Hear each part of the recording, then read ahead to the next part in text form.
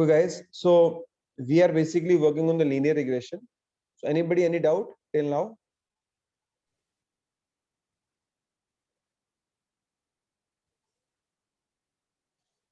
Do I proceed? Yes, sir. Yes, sir. So when I use this, as a second step, we divide the data into train and test. Train data is used to build the model. Test data is to test the model. So we use X train, X test, Y train, Y test. Train test split, the thing that we have seen, and X, Y test size is 20%, train size is 80%. So we have used this, and the data got split into two parts. The same thing that we have seen in Excel yesterday. 80% is used for training, 20% for testing.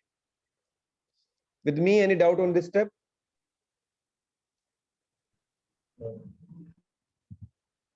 So random state is equal to 11. Everybody clear? What is Yes, random sir. state? Okay. Shuffling 11 and So no, sir. What is random state is equal to 11? Random state is shuffling the data. So if I'll say I have 5 people in a queue, I'll say the person with green shirt comes first in queue, red second, blue third, and black fourth. And in the second time, I say black first, red third, all this. So any way which I have been shuffling this queue is assigned a number 1, 2 on the back end of the system. So 11 is also a number to shuffle the data. So I'm just shuffling the data, bringing some of the rows up, some of the rows down. So it goes through the column or rows? Sir, come again. So 11th, 7th, 11th number serial wise, or it will be directly going to another number. Random state is equal to 11. So it will start from 11 to another, means it will go ascending or descending? No. This is not ascending. This okay. Okay, let me clear your doubt. The thing is, now let's example. Let me assign this number is equal to, how many numbers are there? 9. I'll say is equal to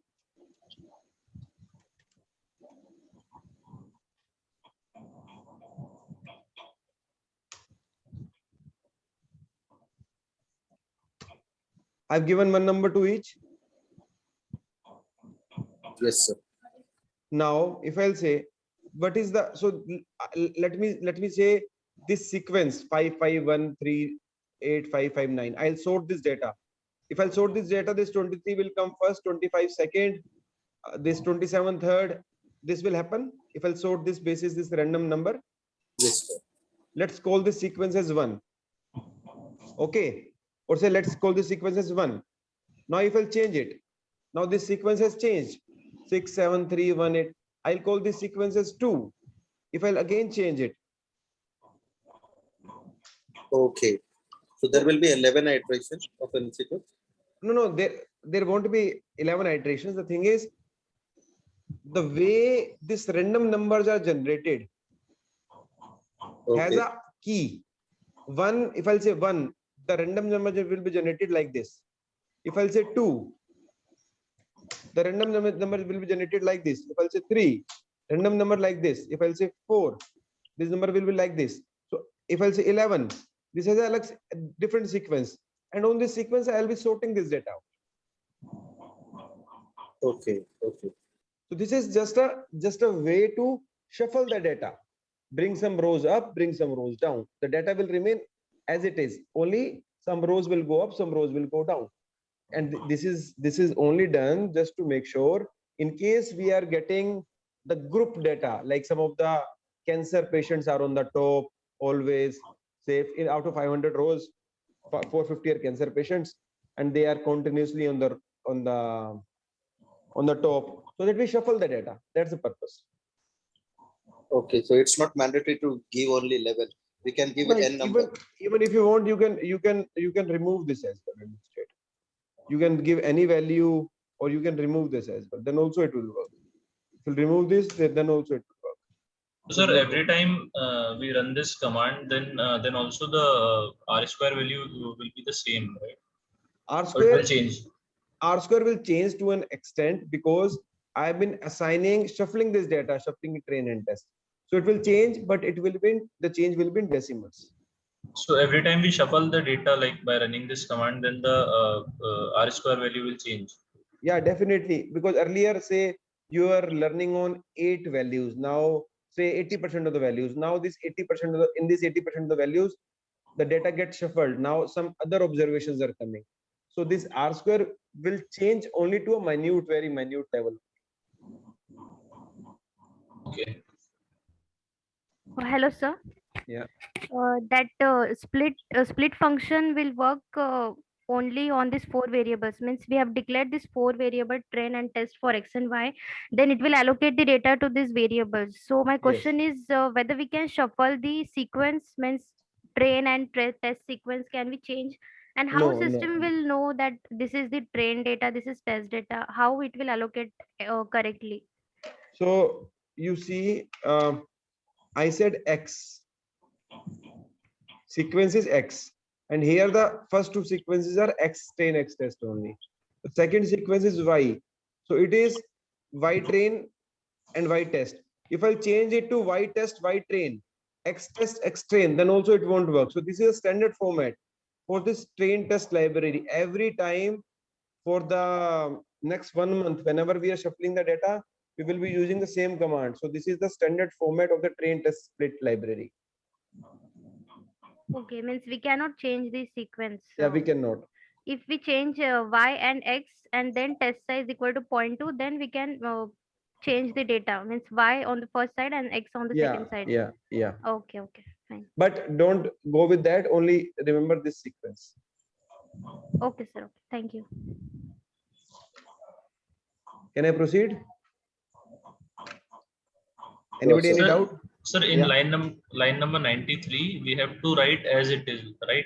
X train, then X test, Yes. then Y train and Y test. Yeah, all the time, always remember this format. For next 1 month, we will be using this format. Okay.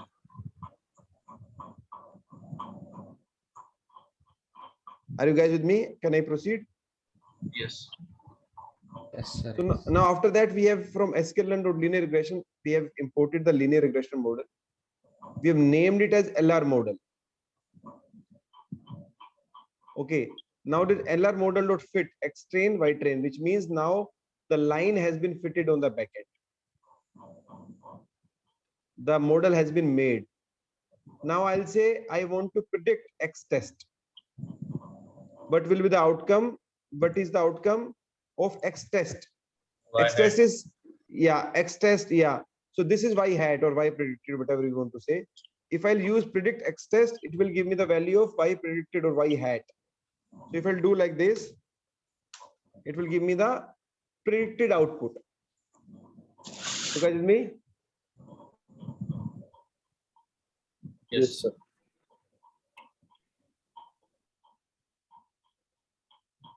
Now, when we basically do like this, so what are we doing? What are we predicting? Which values we are predicting actually? Y test. Yeah, we are it's The trained data. we Test are data. using we are Y now values using for the test data. test data. We are using the model that has been made on Sir, the we are trained data. predicting on the hypothesis that we have calculated on the line. So the Yeah, value we with are on the predicting. line of the trained data, we have been predicting the X test. What will be the outcome? This line has a capability to give us the X test. Now we will match it with Y test, whether this is right or wrong. With me? So could you repeat? So now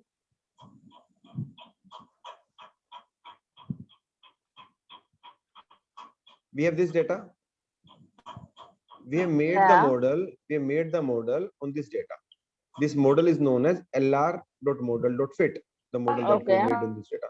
Now on this data, this is X test.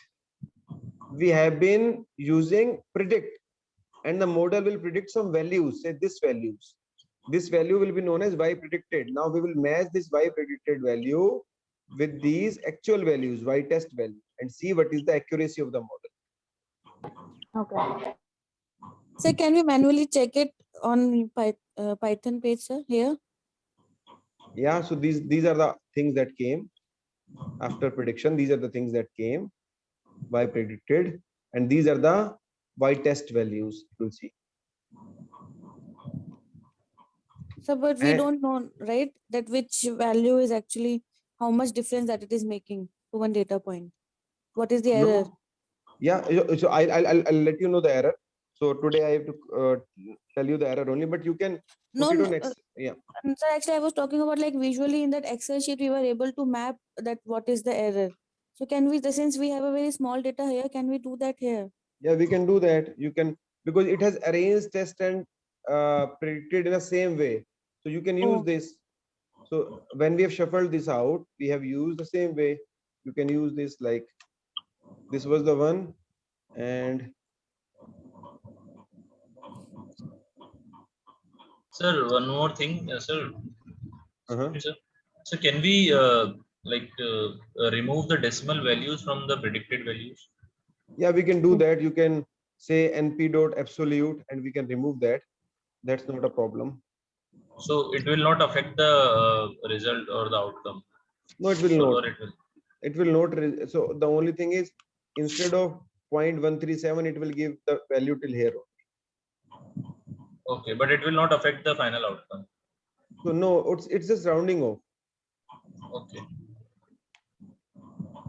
So you can put it in Excel Sir, you format. can calculate error in the Python itself. Yeah. So I know. Sir, you can I've been calculate telling the that error only. in the So Python only. Y predict minus y. yeah. Okay, I know we can use from sklearn dot matrix import mean square error from sklearn dot matrix import mean absolute. A number of things are there, but somebody asked how can we see it and compare it over the Excel. So that's why I've been showing. Yes, sir. So when the value was 67,000, it is saying 1,16,000. When the second value is 64,000, it is saying 63,000. Third value 60, it is saying 68,000. 43,000, it is saying for 43,000. Yeah, it is saying 44,000. For 55,000, it is again saying 1,20,000. So Okay. initial two values it's different, but for rest of the values it is close. Okay. So that's what I wanted to ask. That is mapping to the exact same places, or it is also out is all shuffled way? No. If they have been shuffled, the rows position remains same. Like the values in the rows remain same. The shuffling happens. So if I'll sort this out. Okay. So if I'll sort this.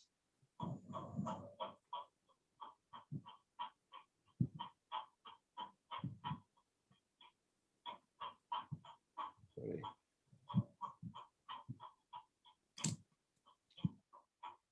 I don't know. Yeah. If I'll sort this out.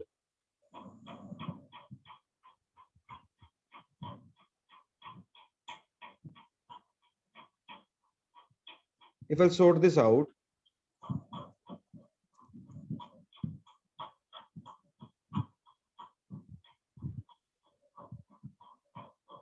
Then the salary that was for 20, the age 27, that will remain same to that position.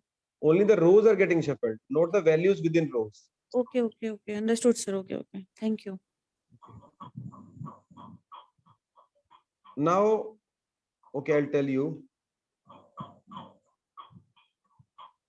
Now till here we have covered basically. Then we have calculated the R square, that is x10 y10. It was giving the accuracy 95, and today it is giving 94.8 because we have shuffled the data to an extent. So to fit this, it was just changed within some decimal points.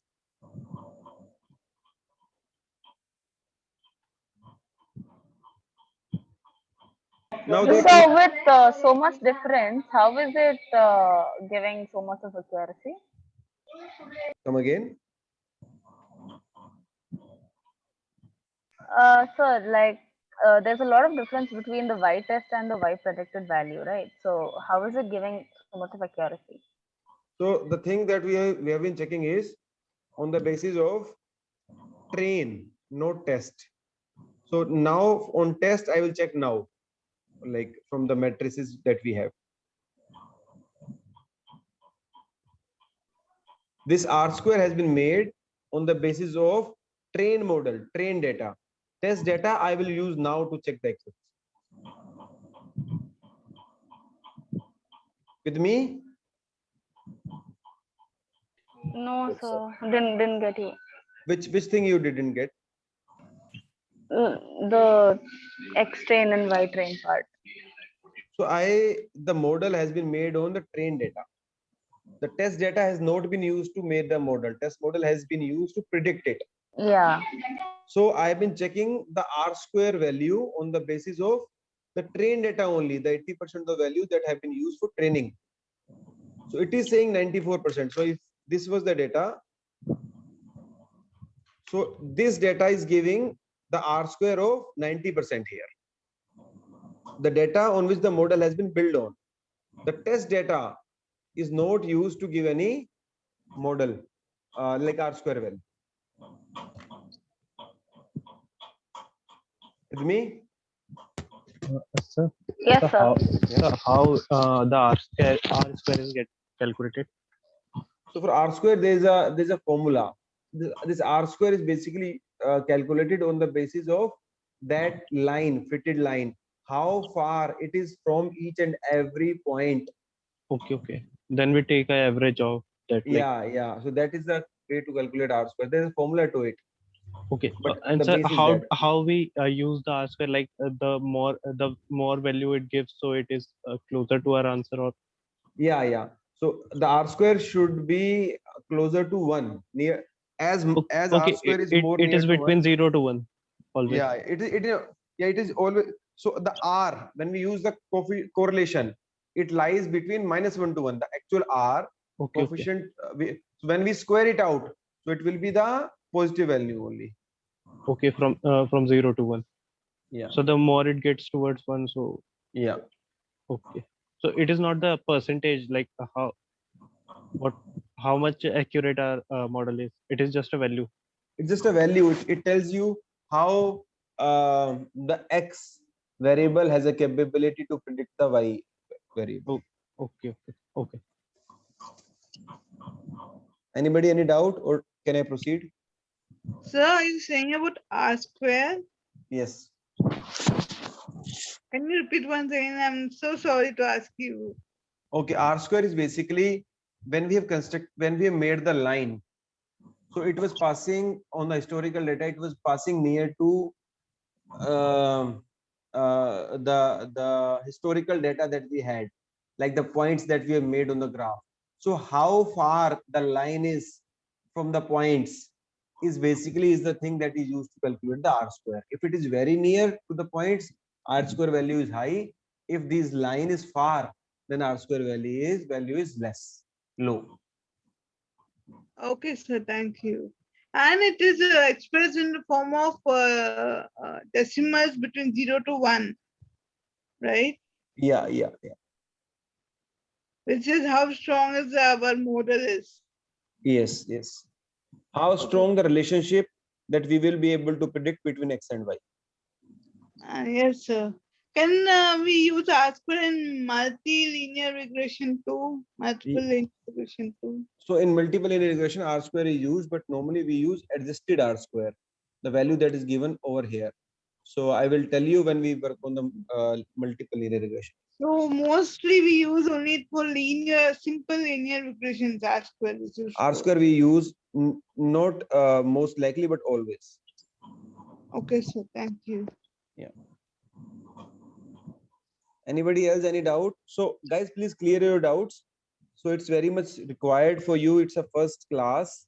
So the thing, if you're clear about this Excel and you can relate whatever we have been seeing in Python with this Excel, then there won't be any big doubt. But still, in case you have any doubt, then please do let me know. So for different models that we will be making in the coming time, we'll not always be looking at the R square value, right? So R square is basically used whenever we are working on a regression models. So in case we work Simple on or multiple. simple, multiple, regression models. But when we work on many more models, this R square will not be a considerable factor. This is only for regression models. Yes. For multiple regression, we'll be looking at adjusted R square. Yes.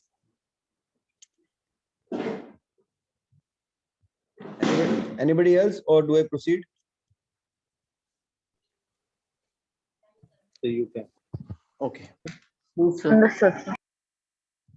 You can. Okay.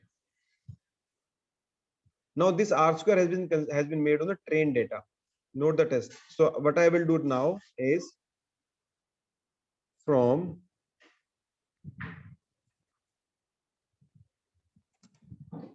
sklearn dot metrics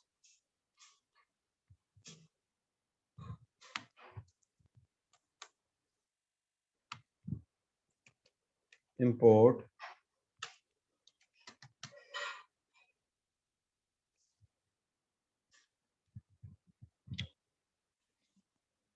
here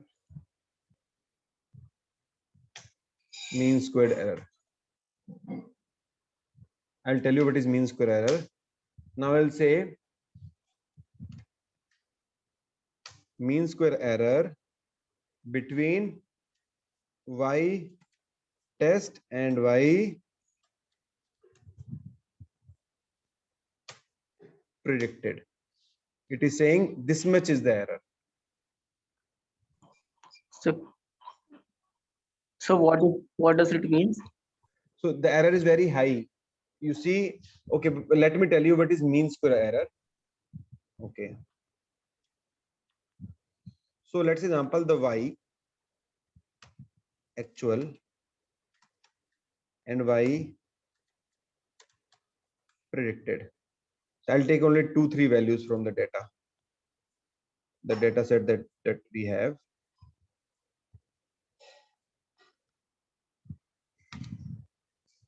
$67,000 and 1,10,000. Let's example. I'll say.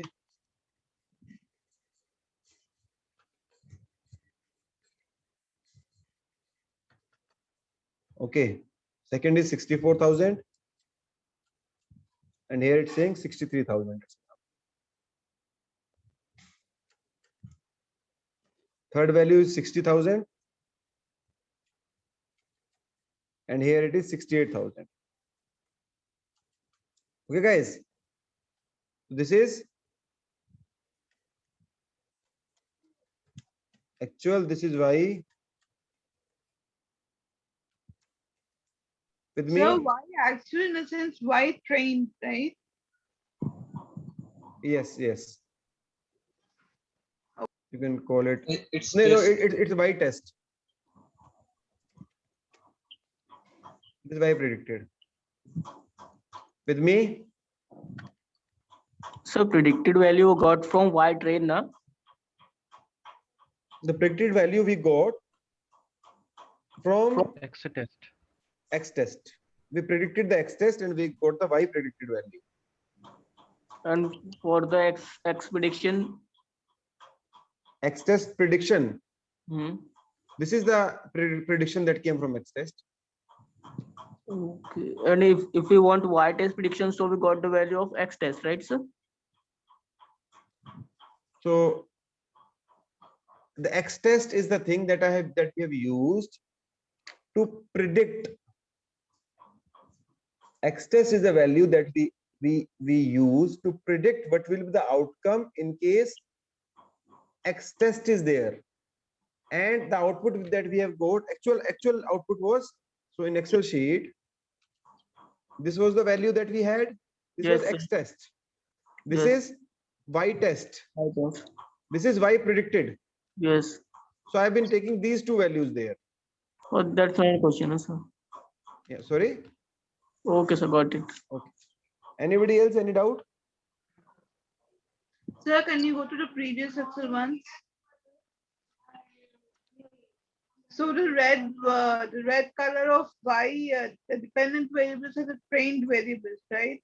This is Y train, this is Y test, this is Y predicted, this is X test. Okay, sir. So we are using X test to predict Y. We are using X test to get Y predicted, and now we'll match this Y predicted with Y test.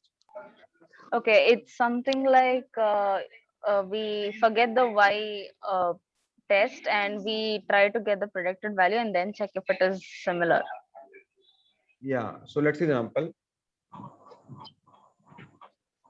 You went to a vegetable shop. Let's okay.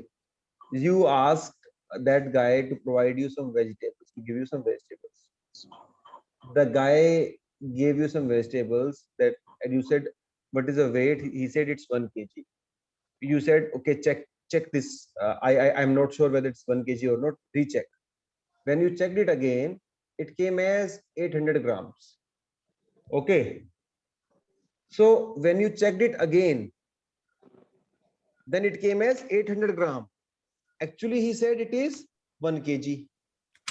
So the difference is the error that will come. So we are now trying to calculate this error only with actual and predicted. Guys, with me? Okay, sir, got it. Everybody? Yes, sir. So now, what is the error? Error is actual Predicted minus no, actual minus predicted is always there. Actual, that is minus predicted, is the error.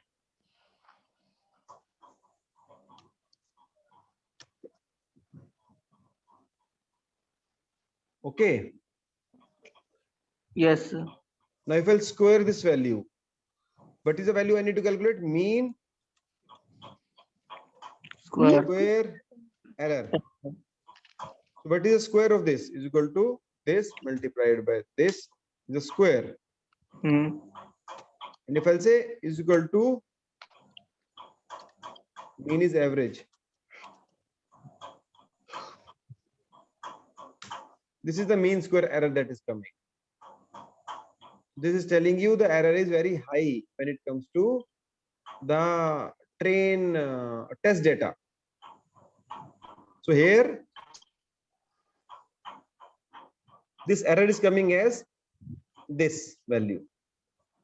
Sir, what is mean? I mean, what the value, what error we got is 20,900 or 97,000 something?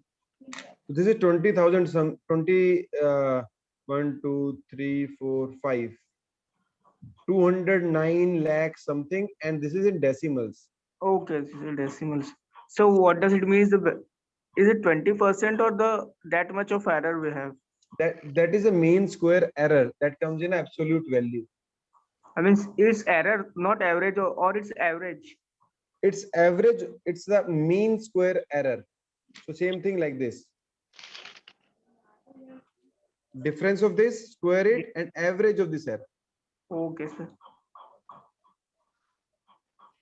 Sure. Okay, sir. Are we fine or we are not fine? We have any doubt? So many. Yeah, then you can ask. I am fine to repeat it, but the thing is, you should ask. And if you're not clear about anything, then ask then and there only. Sir, actually, I got this concept, but like, what actually should be a good mean squared error? So there is no value to it. It should be minimum. So once I'll cover some more errors, then you will be able to basically classify. The thing that we can classify is like there is no absolute value to it, but should be minimum error. So it depends. Let's example, you are measuring the weight of gold coins. An error of 1 is of like it's very like high number. If you're measuring the weight of stones, then this error is also less. So this depends.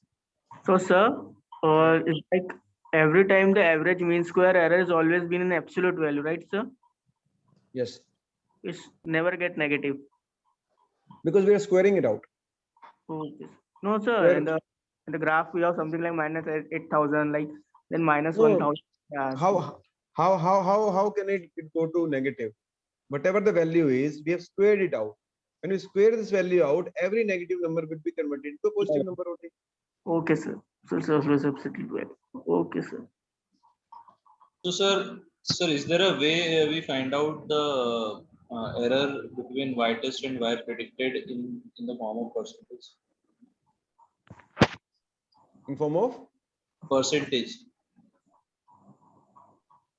So there are the Just matrices like which- the R squared value. So mean absolute percentage error MAPE. So, are we going to use that here? I can use it if you want. Sir, please, can you No, show us?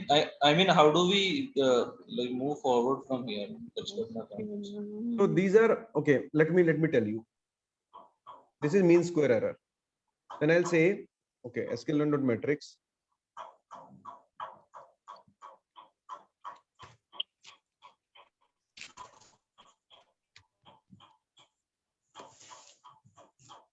Like my point is, how do we conclude this?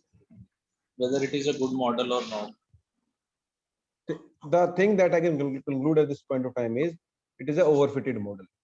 The thing is R square was coming very like 94-95%, but the mean absolute error is very high.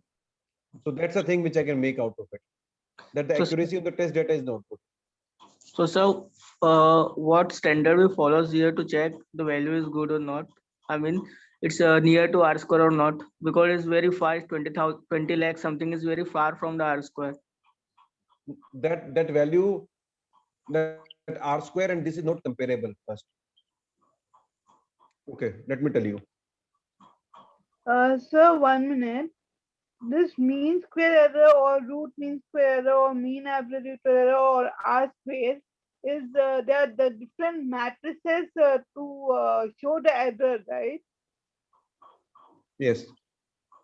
Okay, sir.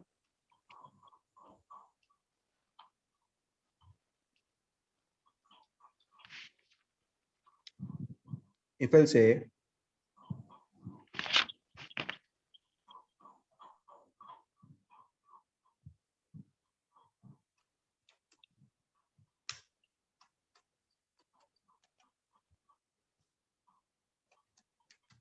what will be the output that I'll get? With which matrix will I'll compare this output with? Y train. My train. Yes. I'll say Y1. Next example, I'll say Y1. Everybody with me? What I've been Yes. doing? Comparing you're predicting the y values for the X train. Yes.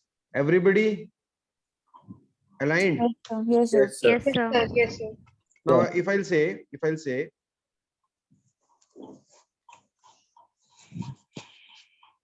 mean square error Y1, sorry, Y test predicted Y train with Y1. It was giving me value this much. 1, 2, 3, 4, 5, 6, 7, 8. 1, 2, 3, 4, 5, 6, 7, 8. The train has this much error. The test has this much error. So this is saying this is still considerable.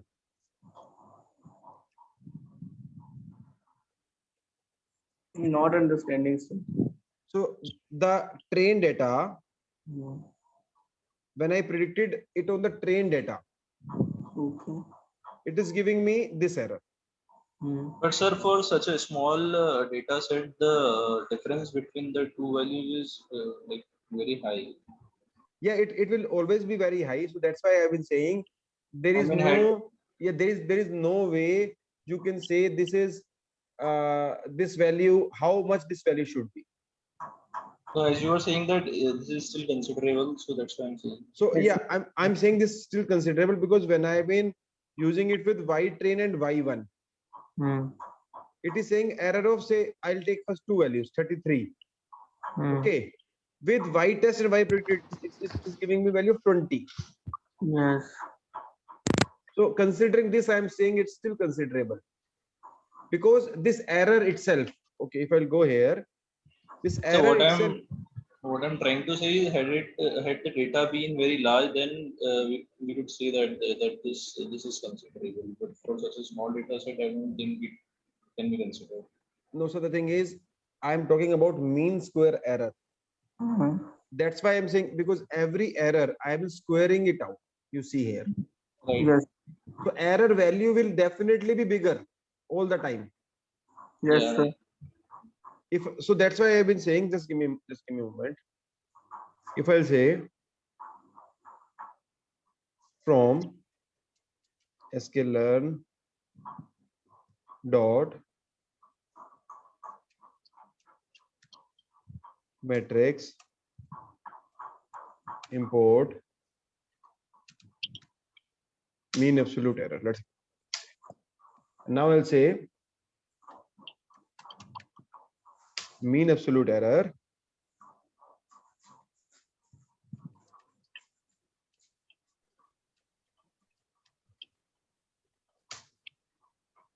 (3534). So there's a difference of 3,534. Now what you'll say, this error is high or low? You will say this is low, because earlier we have been comparing the mean square, the value, when we square any value, it will be high. So if I'll say, what is mean absolute error? Mean absolute error is just absolute this value. What is this? 43,000. It will be 43,000 absolute. 1,000. It will be 8,000. And if I'll average it out, this is giving 17,333. So here it is giving the value 3534. So that's what I have been saying.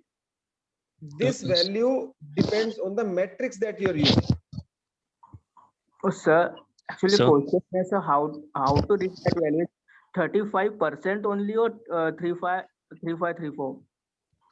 3534. So I'll say, okay, let me tell you. So if in this scenario, what are we trying to measure? Years of experience and salary. Salary. Okay. So whatever the new value will come. So if I want to predict what will be my salary when my experience will be, say, 23 years. Let's example, this give me the value of 2 lakhs. With me? Sir, 10 more. 1 more 0, 2 lakh. Now I have to say every time, whatever the output is, it should be 2 lakh minus 3534 and plus 3534. So it is good. Because there is an error of 3534. So I'll say every time you get any prediction from this model, this will range between is equal to this minus 3534 and is equal to this plus 3534. So this should range between these two values. So sir, by looking at the absolute mean error, can we say that can we now say that the model is a good fit? So the model is good fit or not, it's always we come to know from R square value. So that's the difference. So now the thing is, what should be the minimum error, what should be the maximum error? It depends on the problem that you're trying to solve. So you so with this machine learning, you cannot say at any point of time which error is less, which error is more. Let's example, you are measuring whether the person is benign or malignant, cancerous or non-cancerous. Even an error of 0.001 is of high difference. And here, so every time you make a model, you calculate it with the industry benchmark. Not with, yeah. So this model will not tell you whether this is good error or how much this error should be. Only R square value is there which says the model is good. But whether this model is like this error won't be able to tell you whether this model is good or not. The only this error will able to tell you to an extent whether this model is overfitted or not. So there is no particular way we can say whether the model is overfitting or underfitting or it's a good fit. Or a base fit. So if the error we is cannot negligible for compare- our use case, so then I think it will be a good model. Yeah, ask one by one. Yeah. So what was the Ask So one by one. if the error is negligible for our use case, then it should be a good model, right? Yeah. So that's the thing. If let's example, if you're measuring the weight of a stone, okay, that is say 10 rupees kg. Stone you're measuring. Error is coming with every stone. So the average weight is say 10 kg. There's an error coming of 500 grams. You will ignore it. But if you're measuring the gold coin, a gram here and there will make a lot of difference. You will not consider this model. This will depend on the problem which you're trying to solve. Okay. Okay, sir. But yesterday you found out the R squared value for test data as well. Yeah. So that was the error that I made. I commented that because I cannot do the R square for this test data. So why? So why then we calculated R square if we cannot compare with the mean absolute value and mean square value? So R square is basically used to see how accurate, like what is like the model that we have been preparing, how good the model is. If the model itself, let's example, when we made the model and R square value is coming as 0.2, so I will not go for prediction. I will not go for testing it this particular model. R square will only tell me whether this model will be concrete or not, whether I will proceed with the prediction or I will not proceed with the prediction, whether the model is good or not. Okay, for comparing, then we have to calculate the value, mean square error So for train there data is- as well as test data. Then we only can compare, no? There is a thumb rule which I've been telling you right now to avoid all the confusion which you have. Once you make the model, the first step is to check the R square value. Okay, shuffle that data again 2-3 times, check the R square value again and 2-3 times. Okay, did you get the first step? Yes, sir. If R square value is not changing a lot, this means that can be the concrete R square. Say earlier it came to 95.2, now it came to 94.8. So the R square value is not changing a lot. Yes, sir. This model is a concrete model. Now when we check it with the test data, so now at this point of time you will make your mind that this model is a concrete model, because when you have tested R square 1 or 2 or 3 times, after shuffling it is saying that the R square value is 94, 95. Am I right? Yes, sir. So the model, don't worry about the model is fine. Okay, now the next step when we come, is the first step clear? Yes, sir. Yes, sir. Now when we go on the second step, whatever error value that model is giving, okay, now before this, if this 94% R square might be a good fit for person A, might not be a good fit for person B. If person A is measuring the weight of stones, 94% might be good. A person who is measuring the benign or malignant, cancerous or non-cancerous, it might not be good. The person will be looking for 99.999 R square. Even a single patient, if it is benign and considered malignant, then it is a problem. With So, me? sir, you're trying to say particularly depend on the model that how much like error we can handle it. How can error you can afford? Yes. So, sir, how we can know that this model is good to be for that much error? So again, so let's example. So one of the so I'll give an example. So I have been working for one of the project. Now you will answer this question. So I was working on one of the project. The project was whether the person who is coming in the training, So the company hires a person, and the company says that if I've been hiring that particular person, I need to provide 10 days of training to make sure after that 10 days of training, they conduct a test. After the test is being conducted, the person is being put on the shop floor. Okay. Now I've been asked to, when a person is coming for the training, whether this person will be able to clear the test or the person will not be able to clear the test. Okay. Since it's a 10-day training, I have given like a model which has a R square of 95%. Okay. Are you clear with the problem statement? Yeah. Okay. Yes, Now, sir. second problem which I've been solving, I have been admitting. Sir, you mean R square of 95% will be accepted? No. I did not say whether it's accepted or not. I left this thing here only. Now I'm coming to a second problem. Now you will answer whether this will be accepted or not. Okay. So first problem is, there is a 6, 7 or 10 days training for a BPO kind of a hiring process. When a person comes, and in the end we'll say whether the person will clear the test or not. So when the person came for the first day, we made it that person will be able to clear the test or not. I predicted it with 95% R square. The problem is finished here. Now I'm coming to the second problem. Is the first problem clear to you guys? Yes, sir.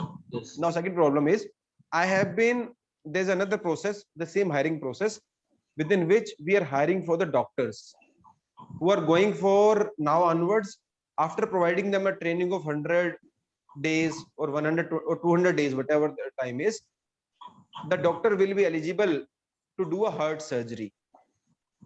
Okay. So the number of doctors who came on the first day, I will be able to predict whether this doctor will be able to clear the test, the heart, like this training test after 200 days or not. The model that I made gave me the R square of 95%. Yes, sir. Now you have to answer me which R square I'll consider, which R square I'll not. I mean, so the initial days of his working, you can accept the R square because it's the first day, the accuracy is pretty good. No. The thing that I will be able to predict is whether after the third or the fourth month, this doctor will be able to pass the test or will not be able to pass the test. You have some existing data for that particular candidate. Yeah, I have the existing data for last 5-6 months. So whatever with the help of the education, with the help of training, which like the previous internship, the particular BPO person in the first problem and the particular doctor has done, I have been able to predict on the first day of its training whether this doctor will be able to clear the test or whether this BPO person will be able to clear this test or not. So this is the problem I have. So for BPO, 95% will be acceptable for doctors. So I think we have to increase the accuracy more. Yeah, even it's 99%. So if with the help of this model, if I'll say, okay, this person will be able to clear it, now just go to the shop floor, do 1 or 2 like shadow surgeries, and now you do surgery. I cannot do that. Even it is 99%. Right. But for a BPO person, I can do that. Even it's 90%. Yes, sir. So that is the answer to your question. 90%, 95%. This depends on the problem which you're trying to solve. I cannot say 90 is good, 95. I have seen the organizations, I have seen the companies which are fine with 75% as well. I've seen the companies where 95% is a concerning point. Okay. So basically, as a professional, we are not the one who decides whether we go with the particular R square value. So the thing is, whenever you are working for any domain, any particular project, so every industry has a benchmark. So you have to consider that benchmark into consideration. That how much an error costs to a company, to your organization. If the cost is, so if an error is made, the cost is to an extent only that it can be rectified. Then this R, even with less R square, you are fine to proceed. Even, and in case let's example, you are making satellites. A wrong satellite that is being made will cost you millions and billions. Then in that case, even a single error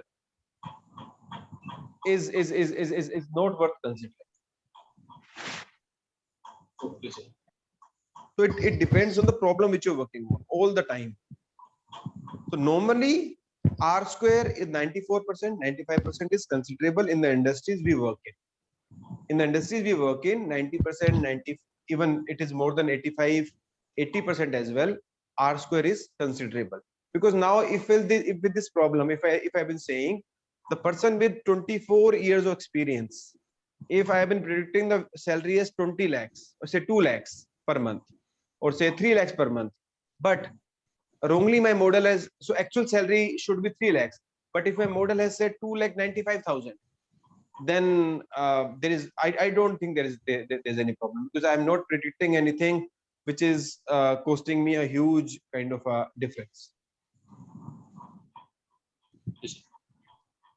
I have a doubt here. So each time before we have tested our model, we need to change the random state values 1 or 3 iterations and compare the R square values before we tested the model. Is that right, sir?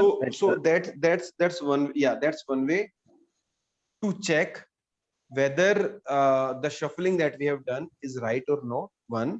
Second is, if the R square value is changing a lot, this means the model is not stable. We require more data. Okay. And we cannot proceed with that particular thing, because on one end it will give the prediction value something else, on the other end it will give the prediction value something else. But sir, random state value need not be changed, because every time we run the model, it will automatically shuffle the data, right? So it will automatically shuffle the data, but if I'll say random state 11, the way of shuffling remains same. The value that come on the number 1 will be on the number 1. So every time we need to change it. So it's to make sure whether the model that we have made is, yeah. So the random state number is like, we can say there is some kind of pattern in shuffling the data randomly. Yeah, we normally call it It follows some patterns, right? It follows some pattern. Okay. Sir, hello. Yeah. Sir, why did you say the model is overfitting? Why can't we say underfitting? Because I have not explained underfitting to you guys yet. So overfitting is a thing which I've told you, because overfitting is a thing that can be seen is whenever the model is working well on the trained data, but it is not working well on the test data. Then we call it model is overfitting, because on the trained data, it has fitted the values well. But when it is coming to the test data, it is not fit. Yes, sir, got it.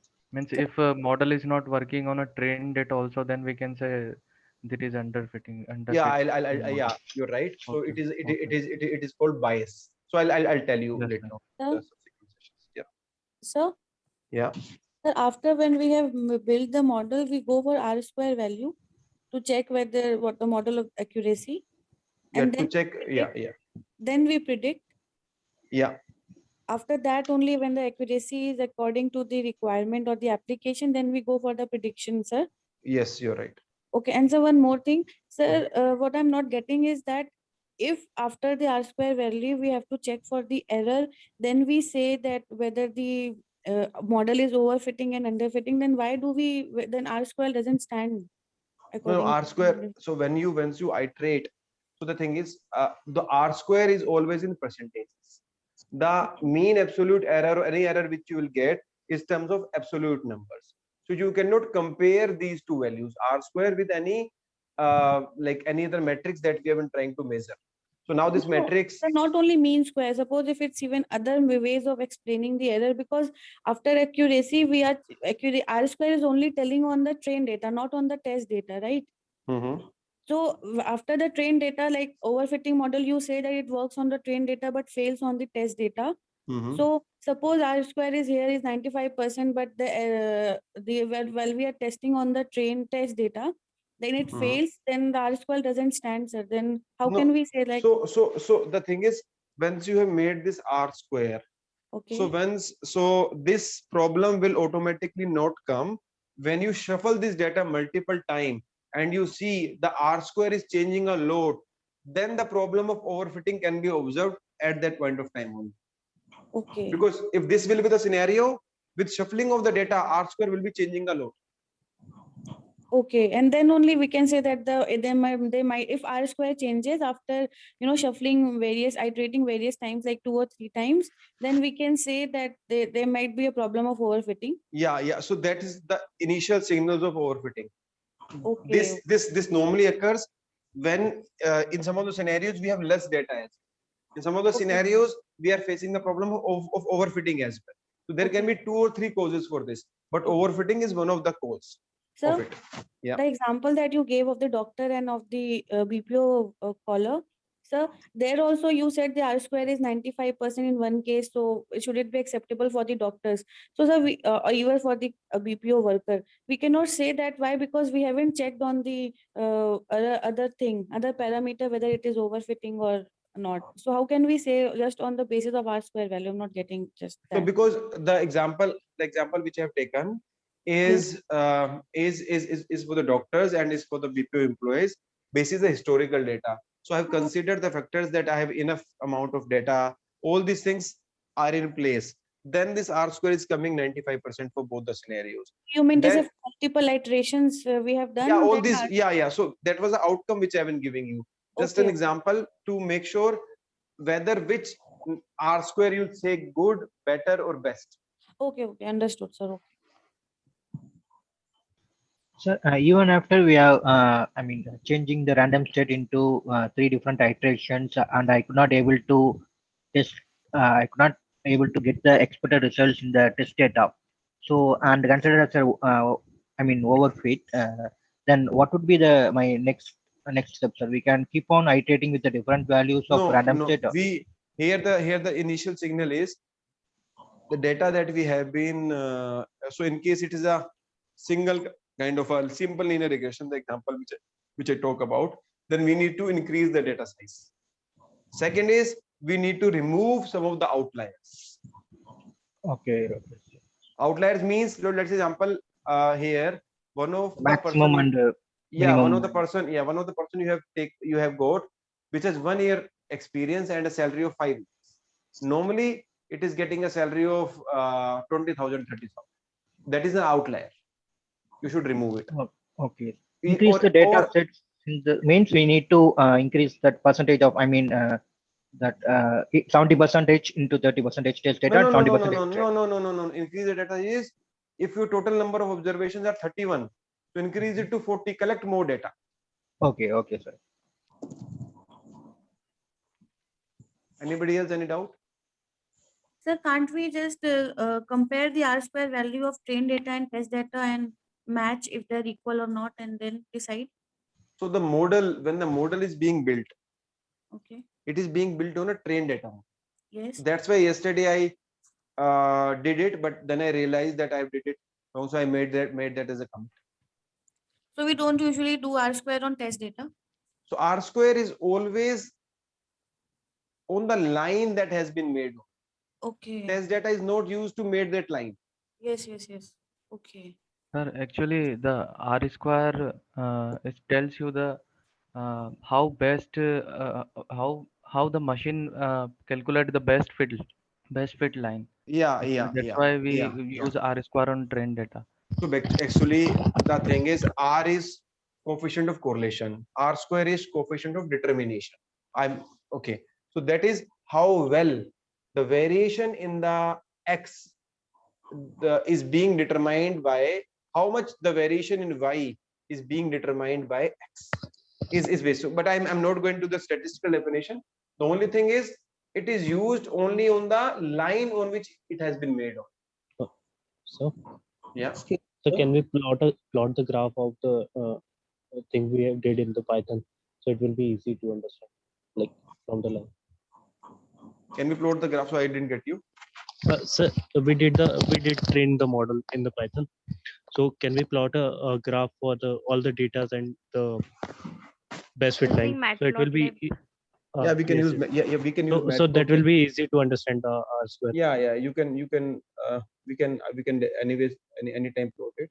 Sir, There's I no have problem. one question. Yeah. If some readings are there who is showing more variations than predicted and actual values, then we can remove that value or who is giving more contribution in errors, and then we can add some new data in it. So will it be work?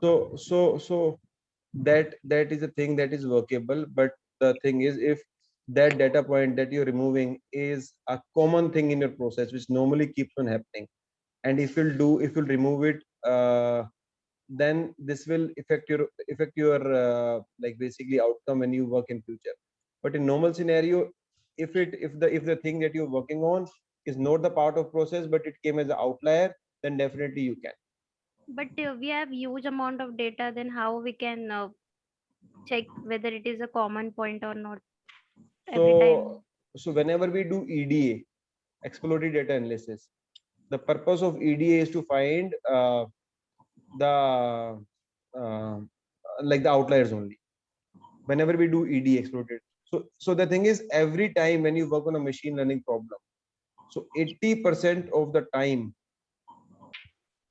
goes to 80% of your time goes in doing exploratory data analysis, and 20% of the time only goes in modeling.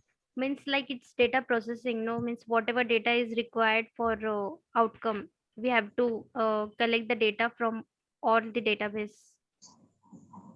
Is it like so? I didn't get you. Come again. Means whatever terminology you said, no, this is only the extraction of required data, no, from all the data which we are having right now. So whatever the important data we need for prediction, that terminology used for that purpose only, no? Removing the outlier. So she's saying that removing the outlier, it is data cleaning. So the outliers are also two types. One is good outlier, and second is bad outlier.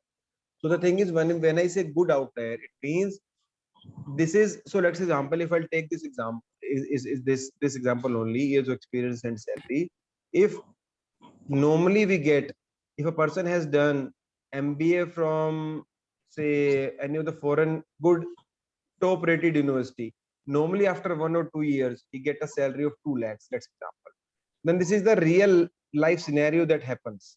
So this outlier need not to be removed, because whenever we work on the data, we keep on facing this kind of things. Normally these people will come and they will have this kind of thing in consideration.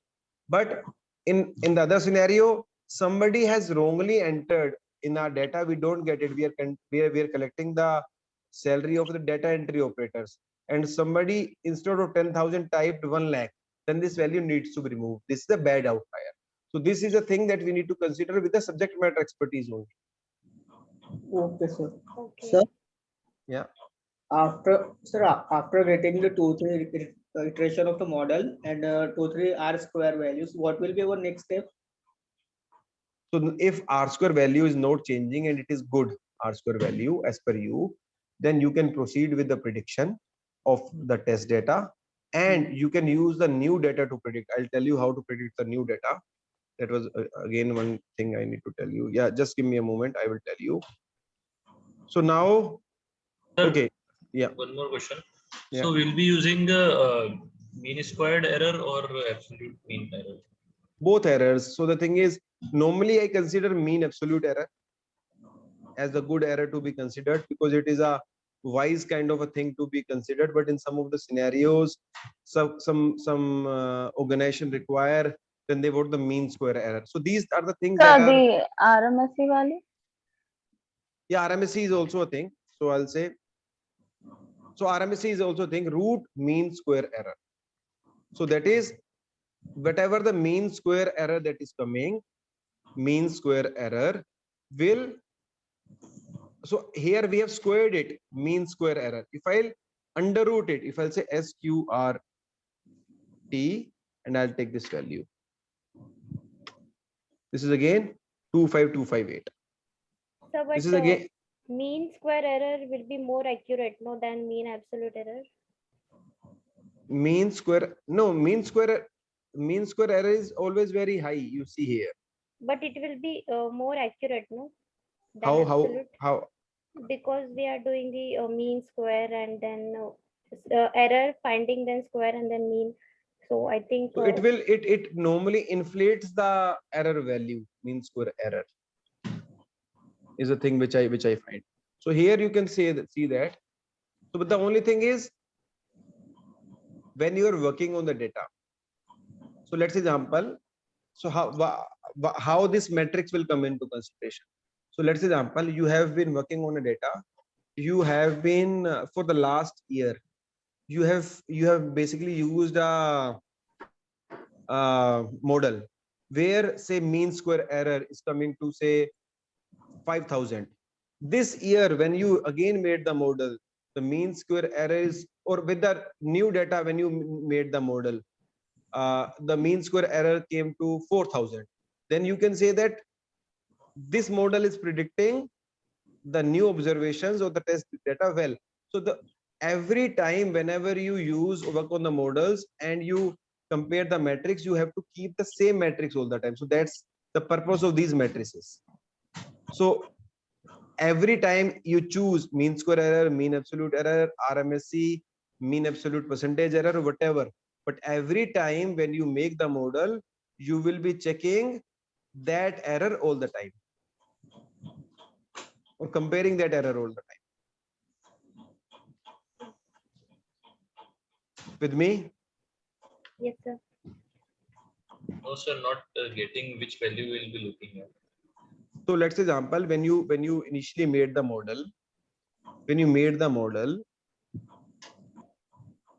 Yes. then you use the value mean square error. Let's example, use the value mean square error. Okay. Now with the new data, so let's example, you have been working on a problem of this BPO kind of the training example which I have taken. The mean absolute or this salary to years experience of data that we have been working on. On the first data set, the error came as say 2,000. Okay. Next time when you got the data and you predicted the error, it came to 1250. Next time when you did it, it came to 2250. So this will help you to compare if you have been taking a single matrices all the time. You can take multiple metrics as well, mean square error, mean absolute percentage error, and number of things, and you can compare all these values together. But these values are to be compared within themselves, not with any other value. Is the thing which I would like to say. Out of this, we can use any value. Sorry. Out of all these, the errors, different errors that we see, we can use any one of those. Yeah, but any of the value. But the thing is, when you will be again building the model or anything, you will be using that matrix all the time. For comparison, we have to use only one type of error matrix. Yeah, one type of matrix. Okay. Yeah, error or whatever you say. Yeah. So have we discussed all type of error in any previous class? Any type of all? So all type of have we discussed all type of error in any previous class? No. So that's the thing I have not covered yet. Okay. So how everyone is asking about the different type of errors? So they might be knowing it from their previous. No, it's written because I cannot it's relate written to it, on right? the sheet, sir. You have written on the sheet. Come again? You have written on the sheet only. Just on go which to the linear regression. While you were teaching business analytics, sir. Okay. Might be I have taught.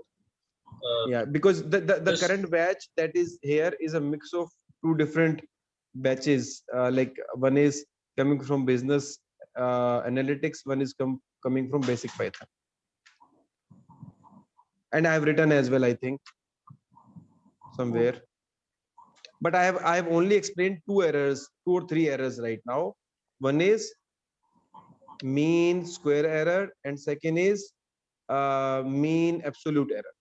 And third one which I have been doing is root mean square error.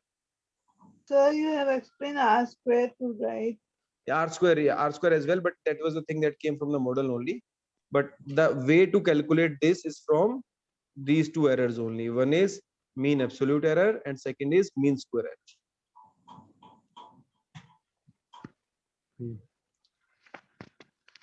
Okay, sir. Okay. Now let's example, I have the new data x new. So I have this new data that is in the form, say experience is 3 year, 5 years, 6 year, 8 year, let's example. Okay.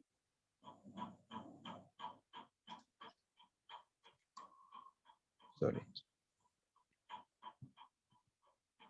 If I'll say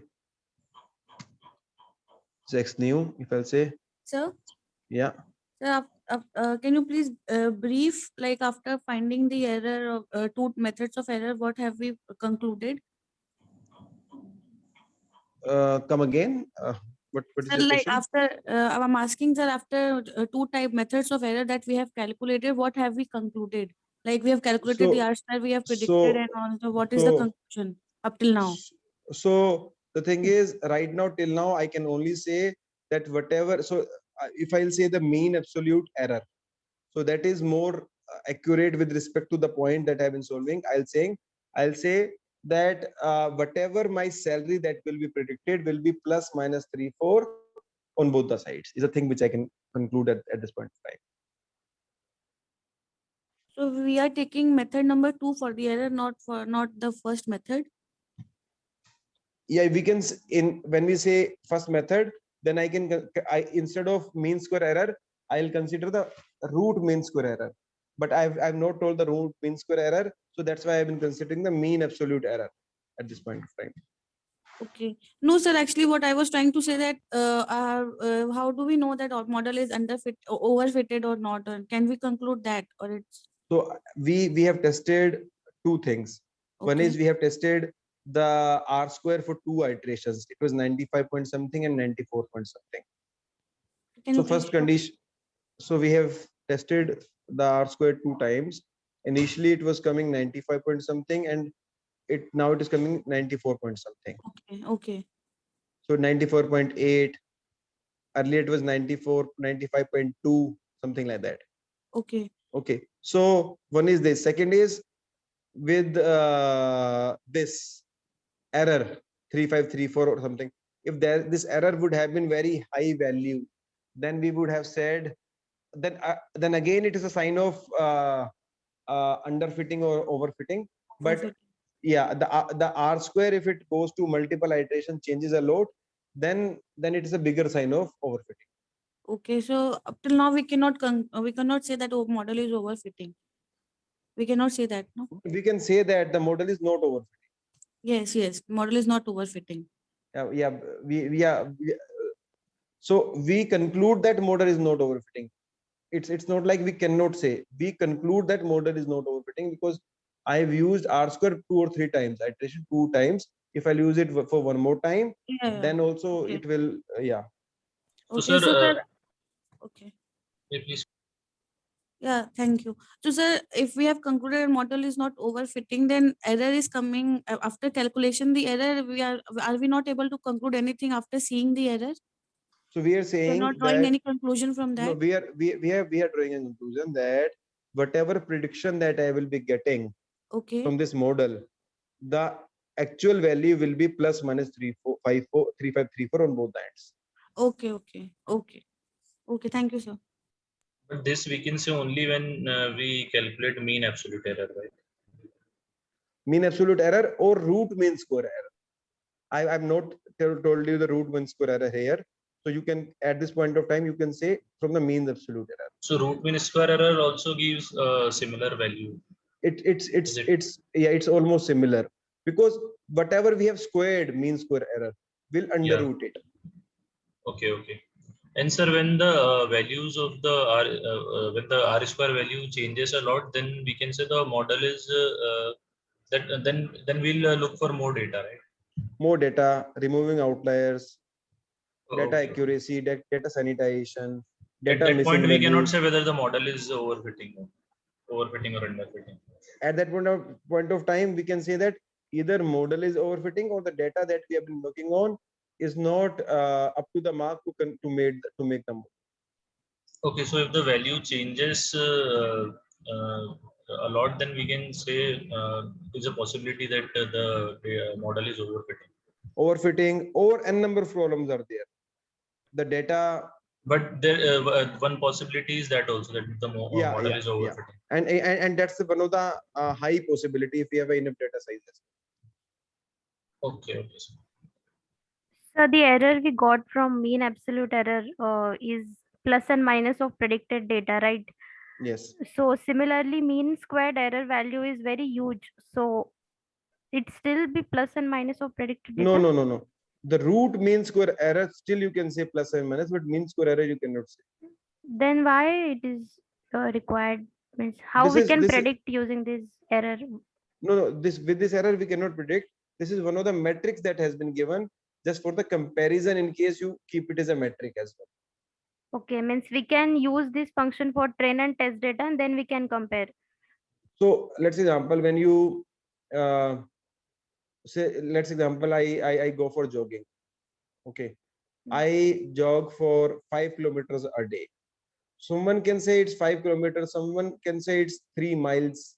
Someone might say my weight is 64 kg. Someone might say my weight is 200 pounds. So there are different metrics that have been made. So it's also a metric.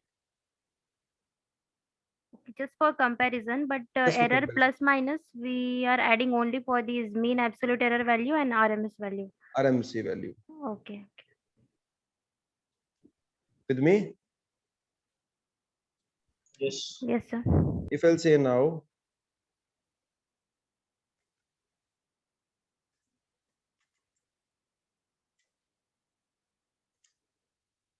what was the thing I used?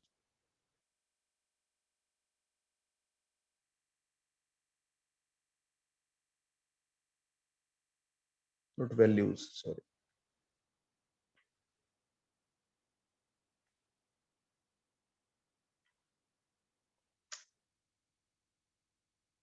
It was X new. It is not array, sir. Yeah. So it was a list actually.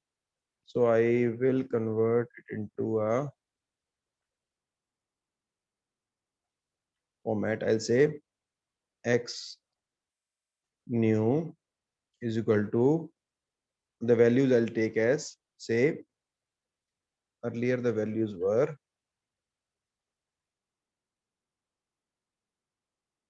2.9, 3.2 or something values.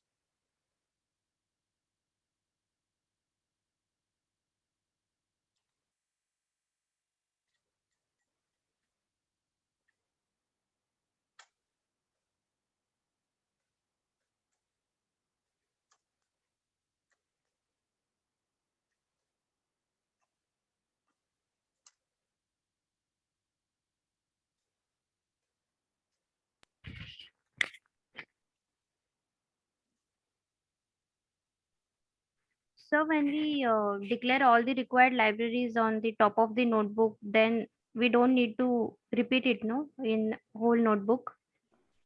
Yeah. So the thing is, so it's always a good thing that whenever we work on any of the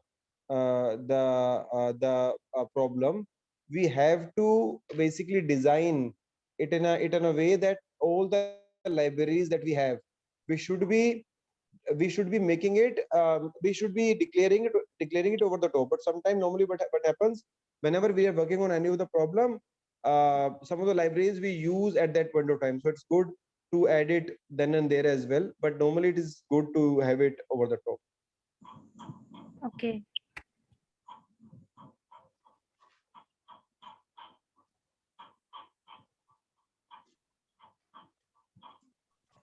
So your laptop battery is low.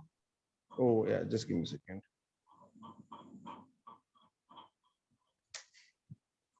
So now I'll say LR model dot predict X new.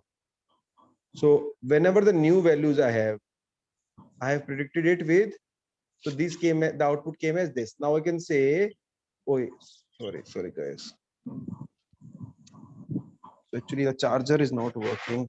So am I audible, guys? Yes, sir. Okay, so let me. Yes, sir. Yeah, the laptop, my laptop has gone actually. So, but I'll tell you. So whatever the values that came with the help of, I'll save this notepad, this Jupyter file. So whatever the value they came, so I can say that these value will be plus minus 3534, whatever the error that was there. Because these are the values which I used as a new values to predict. Whatever the model is predicting, the error is plus minus 3534 or something that came. With me? Yes. Anybody any doubt?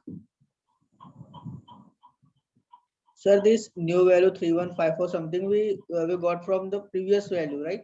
Yeah, previous. So normally we can get the value, the error value from the test data set only.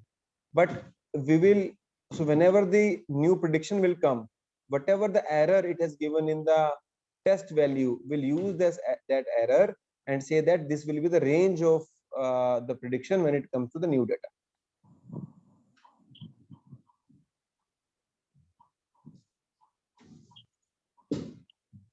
With me? Yes, sir. What Anybody was the else? output? What was the output actually? I didn't see. So the output, actually the charger, let me see if the charger.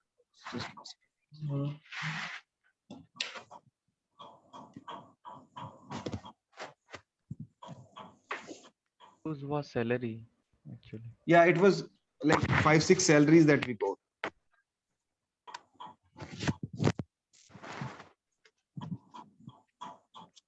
You will actually get it in your Jupyter notebook. Let me see if it restarts.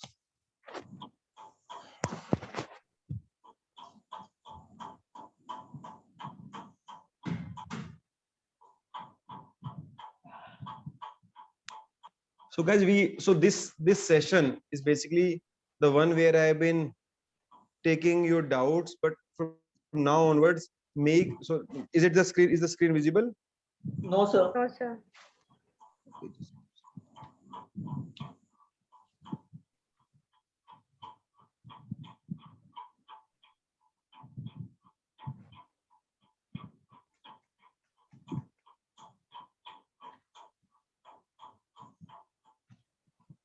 Sir, Mm-hmm. sir, can you tell verbally only that after when we get the problem statement, what are the steps that we follow to find our desired output? First, What are the steps what? that we, while coding, what are the steps that we need to follow to get our conclusion or desired output? So whenever we work on this kind of, so first step is getting the data. Second is basically like converting into array if it is required. Third is converting it into a train and test split 80-20. Fourth is fitting, like importing the model, fitting the model, and calculating the. What is the third step, please? Come again. What is the third step? First step is getting the data. Second, when we have get the data, second step is to convert to bifurcate it into x and y. X is independent and y is dependent variable. Third step is basically to convert it into a NumPy array if it is required. Fourth step is basically to divide it into a train and test data set. Fifth step is basically when we have converted into train and test split, we fit a model. Then after fitting, we calculate the R square. Then we reiterate the R square 1, 2, 3 times. And then if it is working going fine, then we predict the then we predict the the test data set, and we find the error, and then we'll go with the new data set, predicting the values from the new data. These are the steps that we follow. Okay. Okay. Thank you so much. Okay, so my laptop is not getting on the mark. So in case you didn't get it, so you will get it in your Jupyter notebook on the portal. That output that came was the salaries as we got in a 5 predicted value. It came as a new salaries, 6-7 salaries, the values that I have given as input value as a year of experience.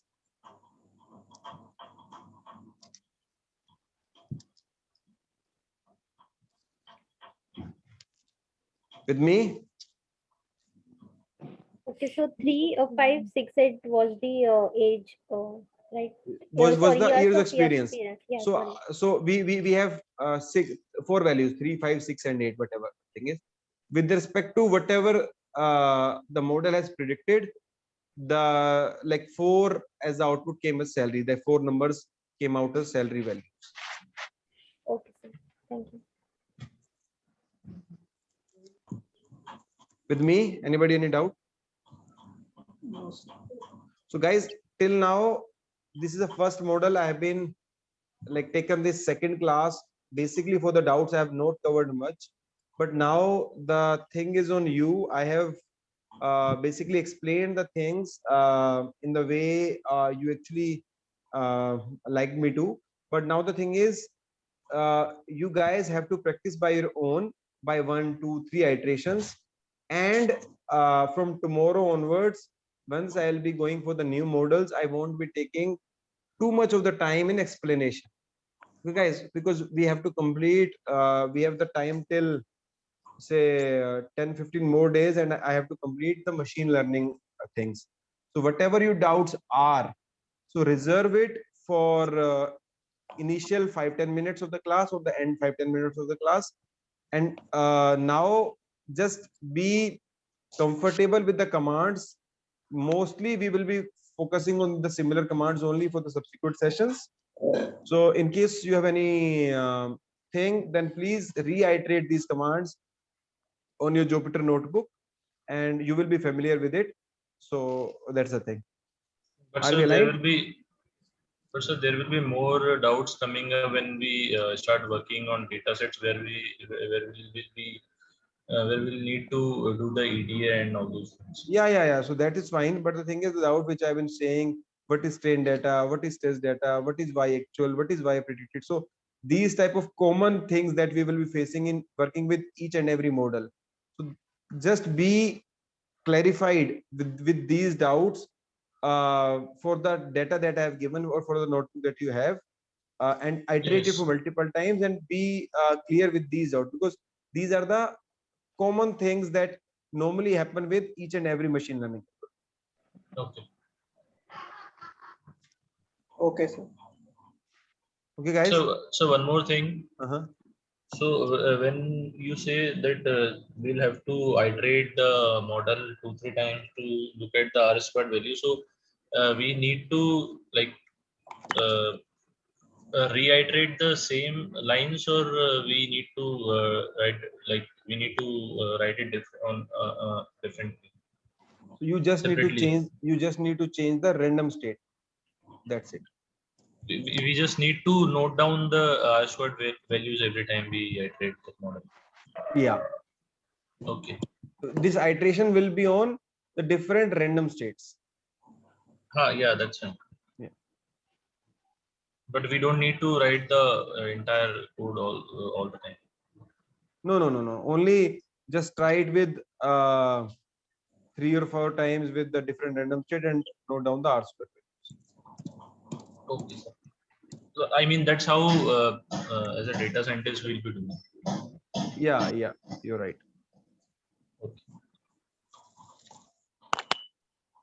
Okay, guys. Yes, sir.